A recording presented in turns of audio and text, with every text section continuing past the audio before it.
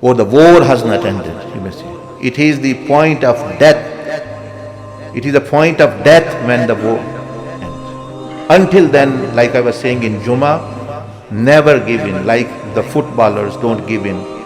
If even first half one team loses, they say, oh, the other team, for example, Liverpool is comparing against Manchester, and they have scored 2 goals in the first half time. So with Manchester say, okay, we lost it, finished, okay, give them the cup. It's no use now. No, they say no, we fight, we play, we try to score more, because there's still 45 minutes, half an hour left, even 15 minutes left, the game changes sometimes the other team. Because they know the end time of the match is when the match ends. Before that the war is continuing. Similarly, this is a match going on in this dunya between you and Shaitan. If he's got the upper hand now, it is only half time. It's interval. It's not time of death.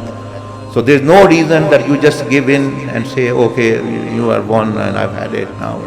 That you really actually are doomed, because you have given intentionally and psychologically, you have given upper hand to Shaitan. But if you know that my messenger, Allah's Rasul sallallahu alaihi wasallam said that even one breath is left, time of death, even your body, if your spirit have started coming out and you are on the door of death, he said that if a person does tawbah before 𝐿_غرغرة meaning there is a kind of sound. If anyone have been near a dead person who are dying, when people die, because the spirit is leaving, and when the spirit comes to about here, because the body does not function and they can't breathe, and there's a kind of sound, ghar, or like a coughing sound come from a deceased person. He said, until that time, door of Tawbah is opened.